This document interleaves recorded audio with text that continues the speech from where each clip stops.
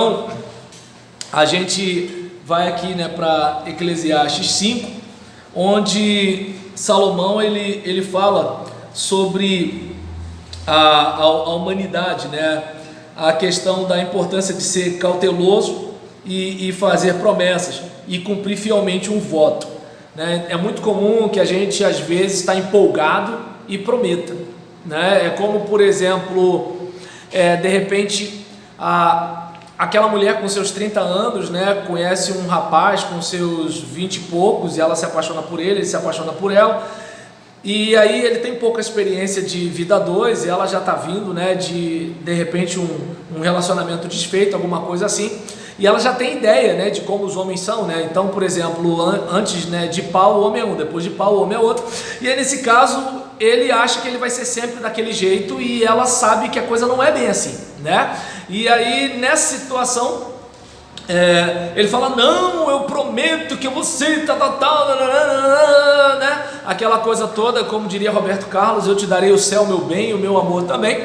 E aí nessa coisa toda, o que acontece? Ele fez uma promessa na empolgação. Aí depois o tempo passa, ele percebe que ele não aproveitou a vida, ele não aproveitou a juventude, ele assumiu um compromisso cedo demais, né? Eu espero só deixar bastante claro, tá, gente? Que assim, eu não tenho dificuldade com gente que se casa com alguém com idade diferente. Eu não tenho dificuldade nenhuma com isso. Até porque, assim, tem umas donas de 60 anos que estragam casamento ainda, né? E tem também, né, assim, uns tiozinhos que são idosos e, assim, os camaradas são firmes e fortes na parada. Mas agora, o que eu tô falando aqui é que, às vezes, a pessoa pode ser até da mesma faixa de idade, mas que promete coisas por causa da empolgação, né? Então, é como, por exemplo, eu lembro uma igreja lá em Taubaté. Eu estava acho que no 6º ano de pastoreio da minha igreja, e aí nisso uma irmã: pastor, você podia ser pastor aqui, tudo tal, aquela coisa todinha, parará, e realmente eu fiquei impressionado, né? Aí, só que você pensa o seguinte: hoje está todo mundo empolgado comigo.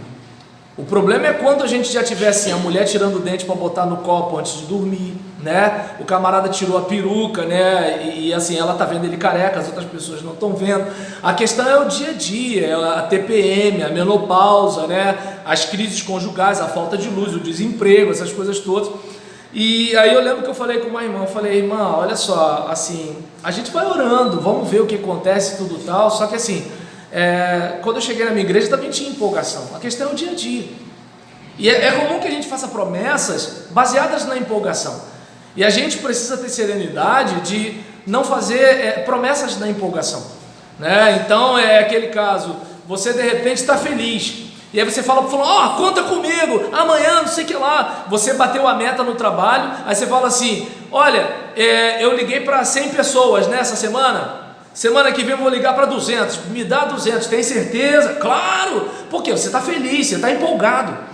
Só que você não vai estar feliz todo dia, você não vai estar empolgado todo dia, e os problemas surgem, e as dificuldades existem. É como, por exemplo, você vai fazer um passeio na igreja, legal, tá todo mundo empolgado, feliz da vida, né? Todo mundo diz que não pode ir pro domingo de manhã pro culto porque tem que relaxar, né? Passar o dia com a família, aquele negócio todinho. Mas no passeio da igreja, 7 horas, tá todo mundo lá. Boia, mangueira, né? Aqueles negócios todinho, tá todo mundo lá 7 horas da manhã. Não podia estar 10 no culto, mas agora no passeio 7 horas da manhã. Claro, aqui em Belford Roxo não, mas lá em Caxias, né? E aí nesse caso, por exemplo, um indivíduo, né, tá todo animado. Só que é o seguinte, aí no caminho do ônibus, a polícia parou, documentação do ônibus. Aí alguém já fala: mas ninguém viu isso. Tava todo mundo feliz. O primeiro problema que surge: mas ninguém viu isso. Aí se o irmão do passeio, né, joga uma água para molhar a mão do guarda, mas como ele pode? Mas se ele não joga água para molhar, a gente vai voltar para casa, eu paguei, eu quero meu dinheiro de volta. E aí, ou seja, estava todo mundo feliz, mas no primeiro problema, eu não sei se dá para perceber, vamos fazer um acampamento, aí caiu a chuva, mas a barraca está furada, quem comprou essa barraca? Eu não sei se dá para perceber que assim, é muito comum a gente fazer promessa antes de passar pela realidade. É quando eu falo, por exemplo, da moça dos seus 30 e tantos anos que está recomeçando a vida, do rapazinho de 20 anos que está apaixonado pela moça. Então, às vezes a gente está fazendo uma promessa, só que a gente às vezes não fez uma autoavaliação. Por isso que a gente não pode ser precipitado, inclusive na hora de fazer um voto a Deus.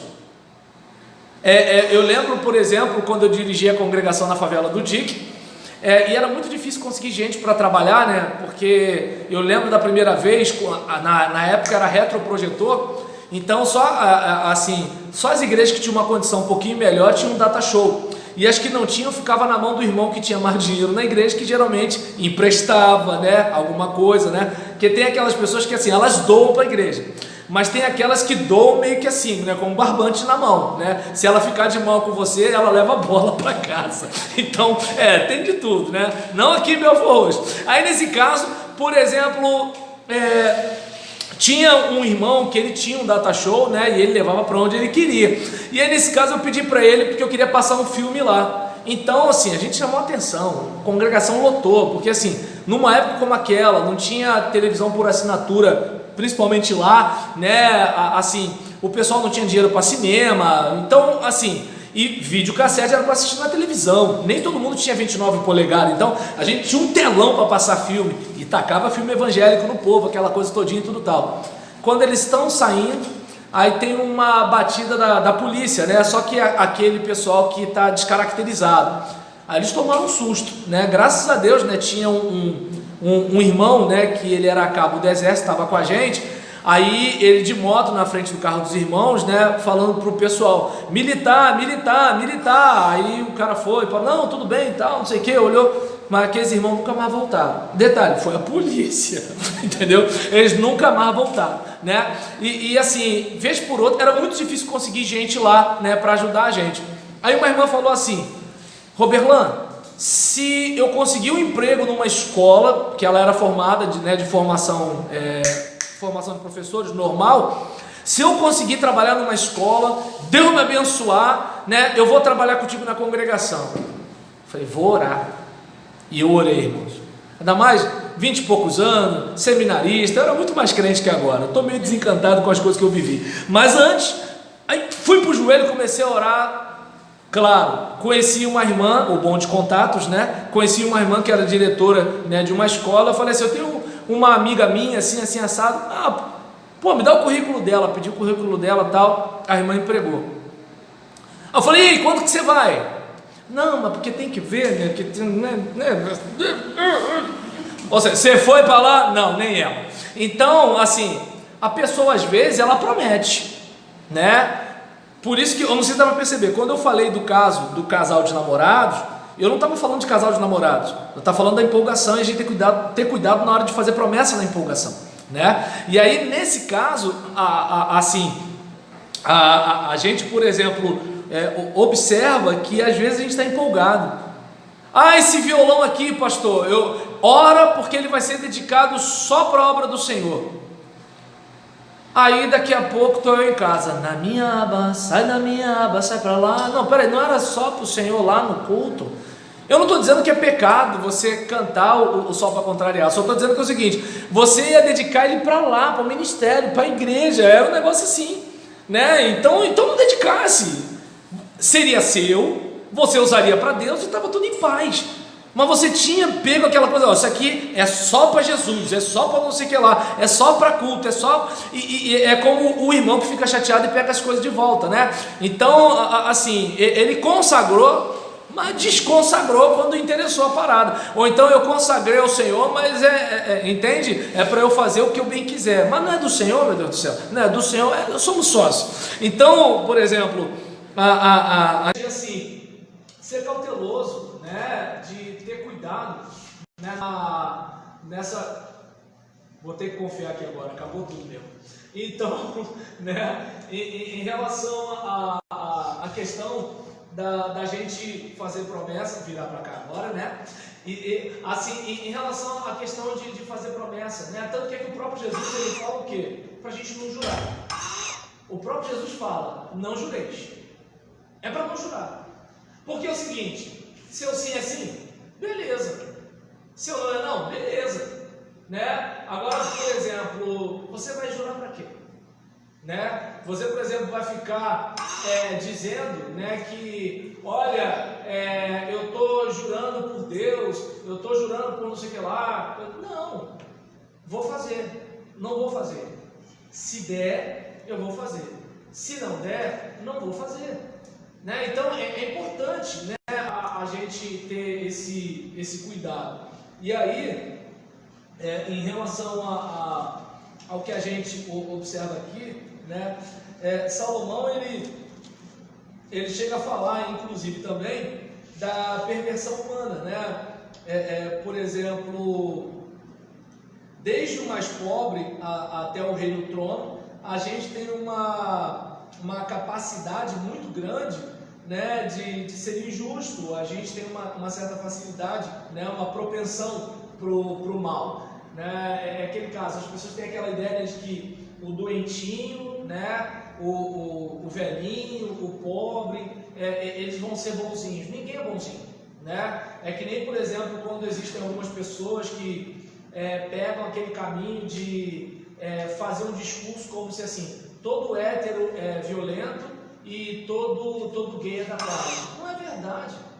Ser humano é ser humano, seja o que for, né? Então a gente, por exemplo, vai ver muito gay que respeita pai e mãe e muito hétero que não respeita. Como a gente vai ver, por exemplo, muito hétero que é pacífico e muito gay que é violento, né? Que assassina, que assalta. Então é importante a gente ter aquela ideia, né, de que assim, o ser humano, ele carrega em si a potencialidade da queda. Daí onde vem a questão. O fato da gente se tornar batista não faz da gente assim, agora eu sou bonzinho. Não, bom é Deus. Dependendo do estímulo, a gente faz um monte de coisa ruim. Já viu, por exemplo, aquela pessoa que ela é o crente mais legal do mundo, até ela ser contrariada. Quando ela começa a ser contrariada, meu Deus do céu, parece que brota um demônio ali, né? É intriga, é mentira, é maledicência, é puxada de tapete, é um monte de coisa. Mas por quê? Porque é ser humano. Ser humano. Aí talvez alguém diga assim, fulano é mau, e você acha que a gente que está falando que o fulano é mau, a gente é bom? Não somos bons, né? E é justamente a consciência da nossa maldade é que vai nos ajudar, né, a melhorar, né? É justamente essa consciência. Por exemplo, a gente vai observar, né, quando por exemplo, ele fala no versículo 8, né? Se você vir um pobre oprimido numa província e vir que lhe são negados o direito e a justiça, não fique surpreso, pois todo oficial está subordinado a alguém em posição superior, e sobre os dois a outra em posição ainda mais alta. Mesmo assim, é vantagem a nação ter um rei que a governe e que se interesse pela agricultura. Quem ama o dinheiro jamais terá o suficiente. Quem ama as riquezas jamais ficará satisfeito com os seus rendimentos. Isso também não faz sentido. Quando aumentam os bens, também aumentam os que os consomem. E que benefícios trazem os bens a quem os possui, se não dar um pouco de alegria aos seus olhos? O sono do trabalhador é ameno, quer coma pouco, quer coma muito, mas a fartura de um homem rico não lhe dá tranquilidade para dormir. E aí é nessa hora que eu fico pensando seriamente se eu desisto ou não de perseguir o meu primeiro milhão, né? Eu não sei, às vezes eu fico assim, não quero mais ser pobre. Mas aí depois, quando eu penso nos riscos que o rico sofre, aí dá vontade, não. Quer saber, eu acho que é melhor ser pobre mesmo. Aí eu não sei direito o que eu vou fazer, se eu vou ser rico ou se eu vou ser pobre. Quer dizer, continuar pobre, é diferente, né? Eu costumo brincar com a Gisele dizendo que assim, a gente já passou pela alegria e da tristeza, pela saúde, pela doença, agora só falta a riqueza, né? Porque pela pobreza a gente já passou. Então, né? Então, em relação, só falta agora a riqueza para cumprir o voto que o pastor falou lá. Mas assim, diante de uma situação dessa, eu não sei se dá para perceber que há opressão. Aí você vai reclamar, mas tem alguém numa posição mais alta que está vendo alguém fazendo alguma coisa. Então, não tem nenhum bobinho na parada. Eu não sei se dá para perceber que é o seguinte, alguém está vendo alguém fazendo alguma coisa errada, né? Deve ser alguma notificação de celular. Né? Então, alguém está fazendo, né, alguma coisa errada e alguém está, de alguma forma, acobertando alguma coisa errada. Lembra quando eu citei aquela situação do cara, né, que estava se envolvendo sexualmente com a mulher do pai dele? E Paulo dá uma bronca na igreja.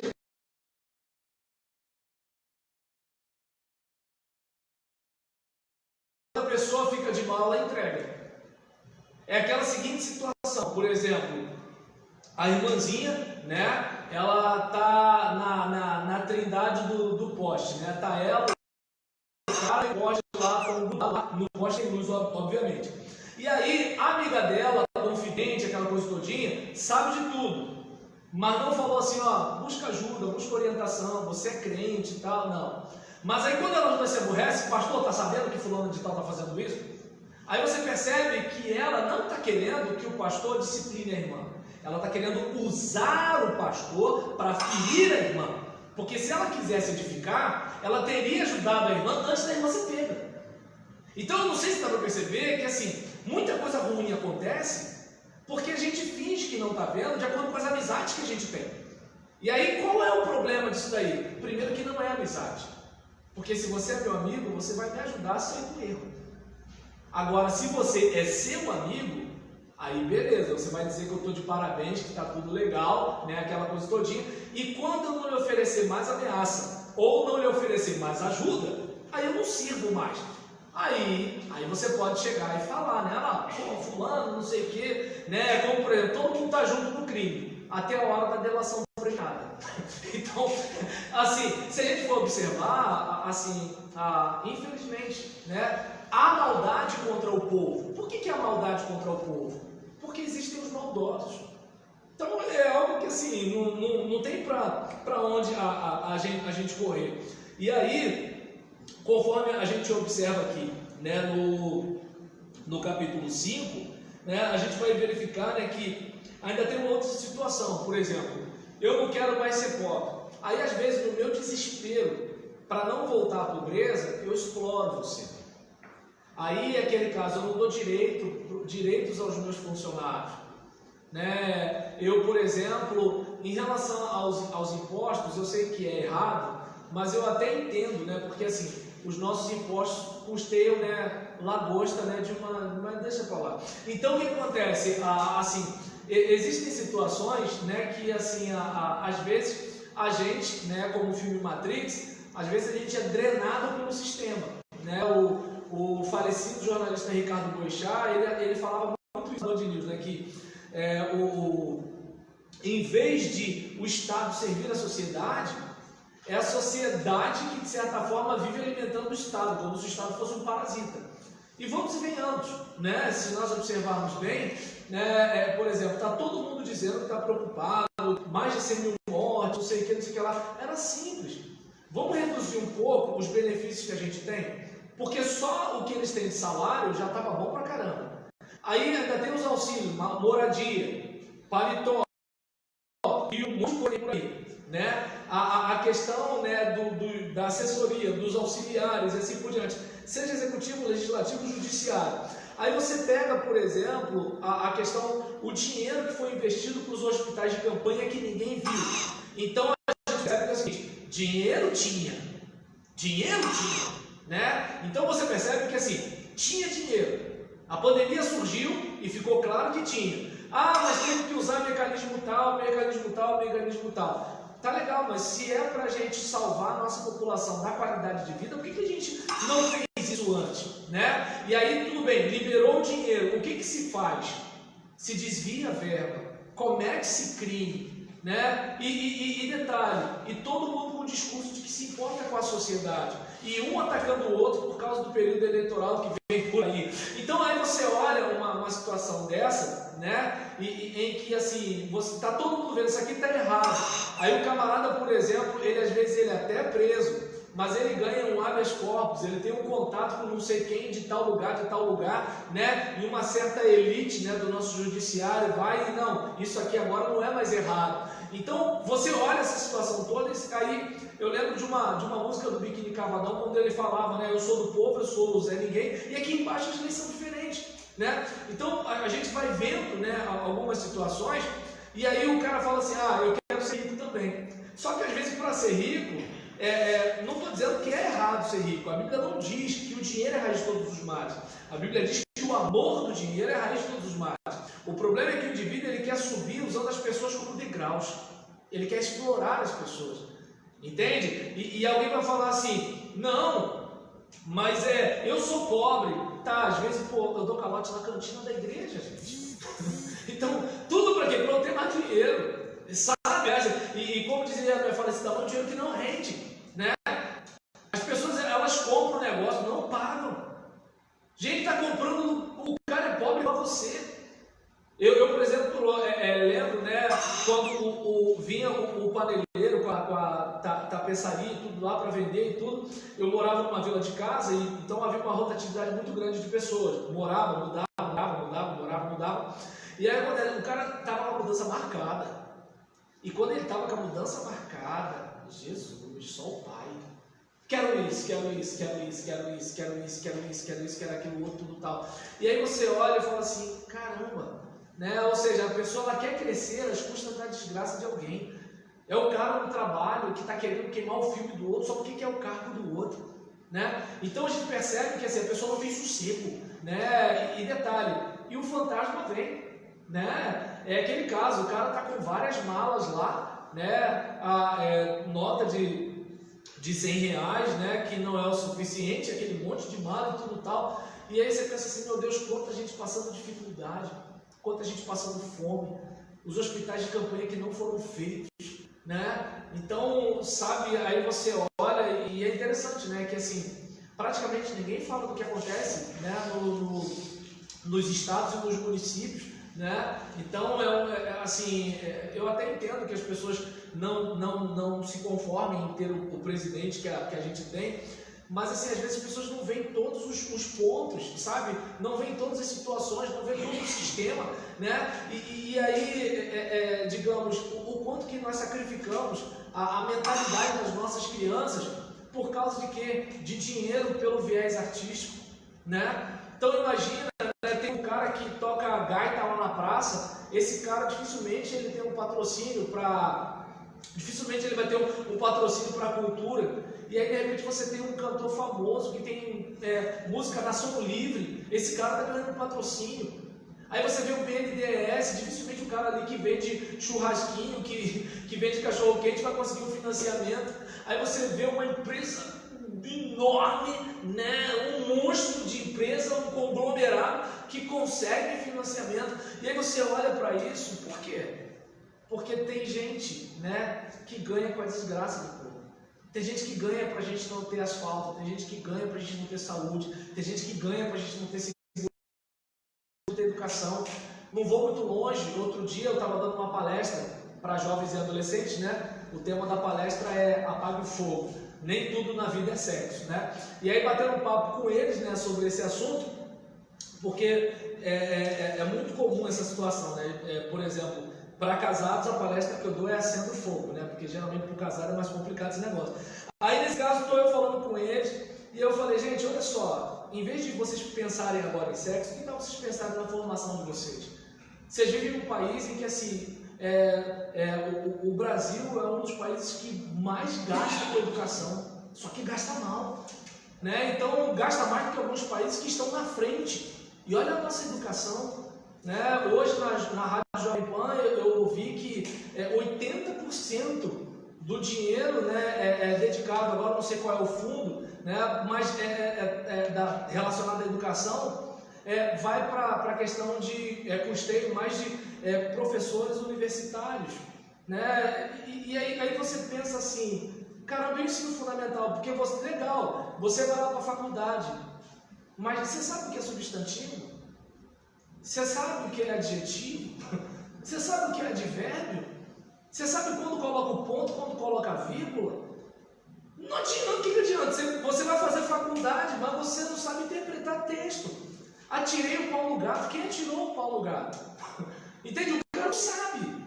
E aí o que eu falei para eles? Eu falei, quantas vezes a gente está lendo um texto bíblico e a pessoa não está entendendo? A Bíblia é a palavra de Deus em linguagem humana, mas Deus não falou com ela através da Bíblia, porque ela não está sabendo interpretar o texto. Entende? Eu não vou muito longe, às vezes numa reunião mesmo de liderança, você usa uma frase, o cara ouviu outra. Então, assim, há uma deficiência na nossa educação. Aí você se pergunta, para onde vai esse dinheiro? Porque o Brasil gasta mais do que outros países, né? E além de gastar mais, né, do que outros países, ele está atrás de muitos países menores, inclusive na América Latina.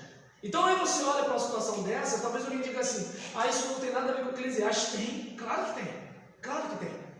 A gente percebe que o povo que ama o dinheiro, as pessoas que amam o dinheiro, seja pobre ou seja rico. Porque quando se fala de amar dinheiro, a gente pensa muito no rico. Mas não é verdade isso não, gente. Para amar dinheiro, basta servir um ser humano. O próprio Jesus falou o quê? Nós não temos como servir a Deus e as riquezas. E Jesus chama as riquezas de um Deus, Mamon. Por que chama de um Deus? Porque as pessoas matam e morrem por ele. As pessoas mudam por causa dele. As pessoas amenizam as coisas por causa dele. Eu lembro, por exemplo, que uma das coisas que eu fiz no meu primeiro ano de ministério, cheguei na tesoureira e falei assim, quero saber quem são os dizimistas da igreja. E aí nessa brincadeira, né, eu falei assim, só uma coisa, não quero saber o valor do dízimo, quero só a lista dos dizimistas, não quero saber o valor do dízimo. E aí, por exemplo, talvez alguém diga, mas por que querer saber isso? Bem, porque é muito fácil você ver a pessoa lá na frente falando um monte de coisa bonita para Deus e não acreditar na causa. O cara que está lá no partido, ele acredita na causa. O cara que está lá no time, né, torcedor, ele acredita na causa. E o cara que está na igreja, muitas vezes, ele diz que acredita, mas não acredita. E aí, uma outra situação, tem aquele cara que, como o dízimo dele é mais alto, ele acha que ele é um sócio majoritário. E qual é o problema? Ele não é sócio majoritário. Ele só está retribuindo por aquilo que Deus fez na vida dele. E se ele é crente de verdade, ele está fazendo mais do que a obrigação dele.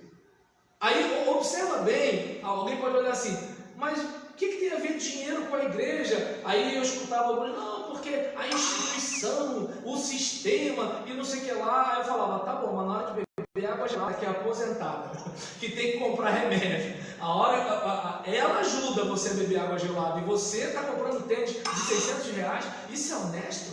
Isso é ético? Isso é cristão?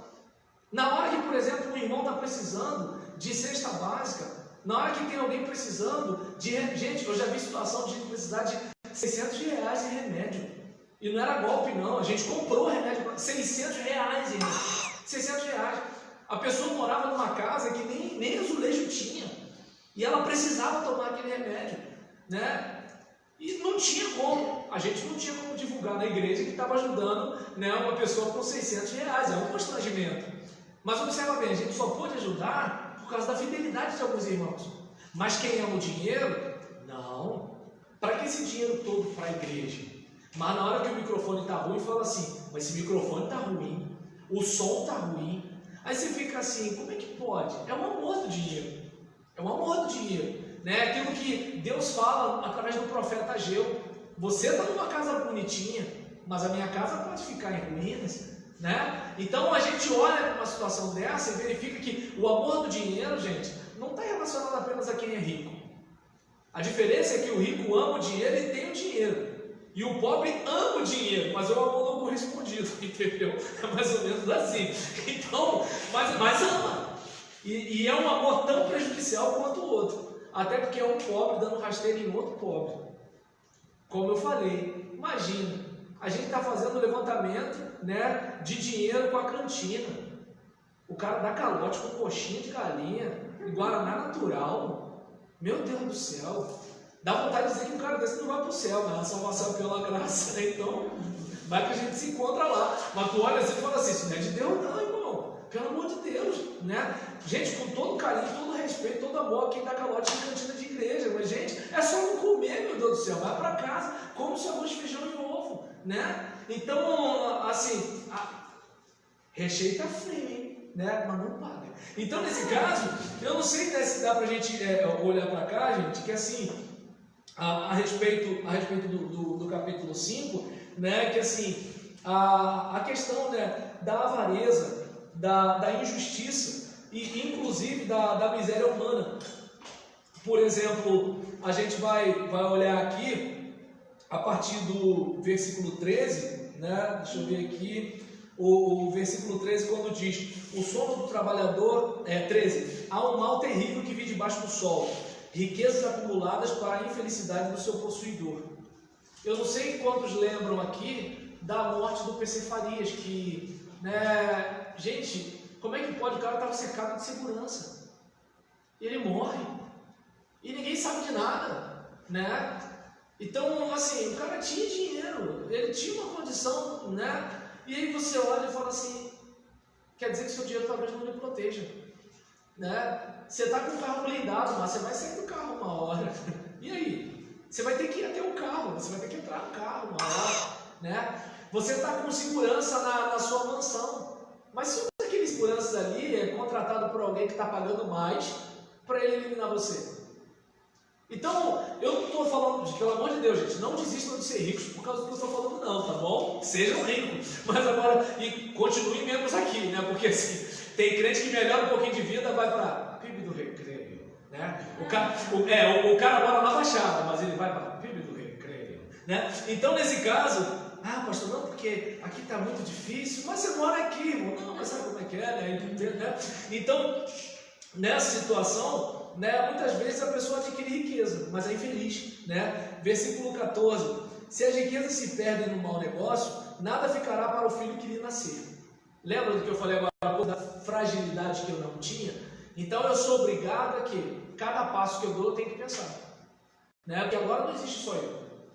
A Gisele dá o jeito dela, a Gisele dá os pulos dela, a Gisele tem parente e tudo tal. Agora, se a Gisele deixarmos de estar aqui, como é que vai ser meu filho? Eu sou obrigado a pensar nisso. Mas percebe que muitas vezes a pessoa não está nem aí para nada, né? Diz a Bíblia que o homem de bem deixa herança para os filhos dos seus filhos, né? Mas tem os moleques, né? Fazer o quê? E nesse caso, versículo 15: o homem sai nu do ventre de sua mãe, e como vem, assim vai. De todo o trabalho em que se esforçou, nada levará consigo. É aquela questão, né? Não, mas se eu morrer, eu quero levar, né, a camisa do meu time. Se for oficial, acho que eu não sei não, né? Então, por exemplo, não tem caminhão de mudança para o sepultamento. Daqui a pouco a gente vai embora e a gente não tem o que levar. É aquele caso, assim, nós nascemos sem nada. Imagina, você nasceu com Nike no pé? Não foi. Entendeu? Você não nasceu com uma bolsa Louis Vuitton na mão, você não nasceu assim. Você nasceu sem nada. E a gente vai embora sem nada. E a gente se agarra tanto às coisas que são tão passageiras, né? Que são tão transitórias, né? E aí, por exemplo, a gente vai observar, né, que assim, de todo o trabalho em que se esforçou, nada levará consigo. É triste isso, né? Mais uma vez, como eu estou falando aqui, né? A gente vê que o pregador, ele está meio para baixo, né? Meio para baixo. Tanta coisa para no final a gente morrer. Fazer o quê? E aí, a gente verifica aqui o versículo 17. Passa toda a sua vida nas trevas, com grande frustração e amargura, né?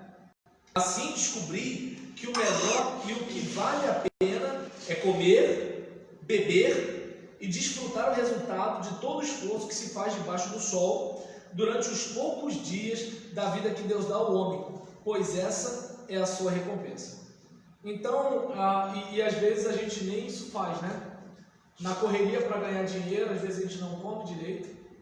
Quantas vezes a gente, na hora de comer, em vez de sentir o gosto da comida, a gente está comendo igual um desesperado, porque a gente tem que fazer mais dinheiro.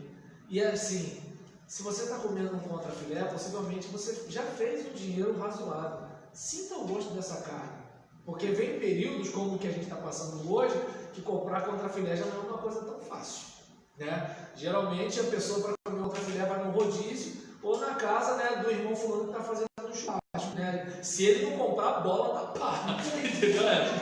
Tem os irmãos, não, pastor, dá uma socada ali, a massa que vai, entendeu? Então, nesse caso aí, ninguém entrega ninguém não, aliança do Senhor, hein? Então, a gente vê aqui, né, que assim, comer, beber, desfrutar da vida. Vamos e venhamos, né? Eu, por exemplo, gosto muito de suco de uva integral e meu filho está na mesma, né? Aí eu lembro que quando ele viu a Fantaúva ali, ele perguntando pro Reginaldo, suco uva, né? Então, aí nesse caso, gente, se tem um negócio que pra mim é muito legal, pode parecer bobeira pra vocês, é parar assim, botar um pouco, beber e tentar sentir, sabe, em cada canto da língua, nas papilas gustativas assim, o sabor daquele suco, né? Coisa boa, sabe? É uma bobeira. Mas às vezes você bebe, você tem que beber, sabe? Às vezes a gente não curte nada, né? E assim, eu lembro muito, né, daqueles períodos em que o casal tá namorando, né? Que aí os dois estão no telefone, tchau, desliga você, desliga você, desliga você, desliga você. Aí depois de não sei quantos anos de casado, o que é, mulher? Aconteceu alguma coisa? Pegou fogo na casa? Quebrou alguma coisa aí? O que foi? O que eu fiz? Né? Então assim, aí, né, aí você pensa assim, aí, olha lá, outro, tá ligando. O que é? Tô com feijão no fogo, fala rápido. Então assim, aí você fala assim, caramba, né, assim, gente, cadê aquela curtição que tinha? Né? Então é algo, né, pra gente pensar, né, e assim, 8h27 e falta só um versículo. E nesse caso aqui, né, assim, o texto deixa claro, né, olha, vale a pena comer, beber, desfrutar o resultado de todo o esforço que se faz debaixo do sol durante os poucos dias de vida. Você pode viver 80 anos, mas quando chegar nos 79, você fica assim, Senhor, não tem uma hora extra não, né? Então eu pelo menos, eu quero viver até os 120, mas eu acho que se eu chegar nos 119, eu falo assim, Senhor, não, mas falando e andando, tá, Rainha? Falando e andando. O resto eu posso não estar fazendo mais nada, mas falando e andando eu quero. Então, nesse caso, né, por exemplo, chegou no 119. Ah, Senhor, tem que ir embora mesmo, né? Assim, pô, tão legal isso aqui. E que nem eu lembro de uma irmã que falava assim, eu quero ver meu filho casar. O filho casou. Eu falei, ei, irmã, tá pronto para morrer? Ah, eu quero ver meu neto. Aí nasceu o neto. E aí? Ah, eu quero ver mais um neto, pastor. E agora? Ah, pastor, não vou falar disso não.